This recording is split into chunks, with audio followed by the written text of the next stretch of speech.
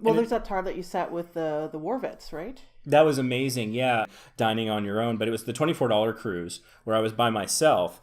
And so I went to the Main Dining Room MDR and I volunteered to be seated with strangers because eating by myself sounded kind of sad and lonely. And I didn't want to sit there for, however long just thinking about how sad and lonely I looked. So I'm like, oh, what, I'll go meet some new people. I could just sit there quietly. If we don't get along, it'll be fine. And there was someone who had worked on the assembly line of a particular kind of aircraft, a bomber. And there was a pilot who had flown that same bomber on bombing runs. And so one of the things they talked about is the crawl space to get to the bomb bay to drop the bombs. And they said that was like, it was basically someone had to be on their back wiggling their way down.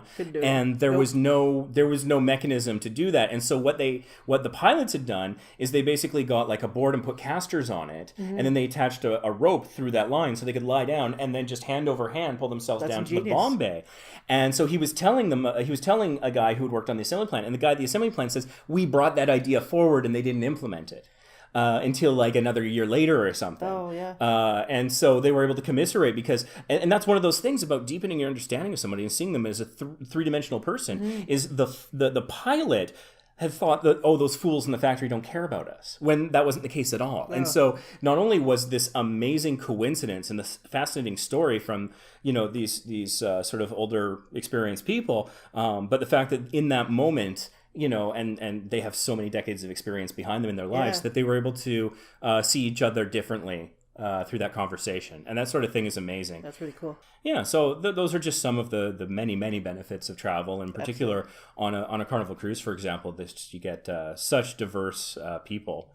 I mean, I've sat at tables with like dining with strangers. I've had like a nurse, a stewardess, somebody who worked on death row, all on one table. A Korean war vet, whatever. That did not end well for Sam. Yeah, that was on the excursion when he went shot for shot with the Korean war vet. Guess who won? Yeah, Sam never stood a chance. But, I suppose credit to him for trying. I mean, he made himself pretty sick with all that tequila. But but again, that's the thing. It was this Korean war vet from, I think, Arizona. Uh-huh. And here's Sam, this guy from Vancouver. And they're just having a grand old time doing shots, telling jokes. Sharing stories and stuff, and they're getting to connect in a way that I don't think would organically happen if you didn't travel. Yeah. And so that's a great story to tell, even if it did come at a bit of a cost. I made sure to tip the steward after they cleaned up Sam's vomit. So yes. I did my part. Yes. Other than that, I hid on the balcony when Sam was sick because that smelled. It's always tip the steward where there's a protein spill.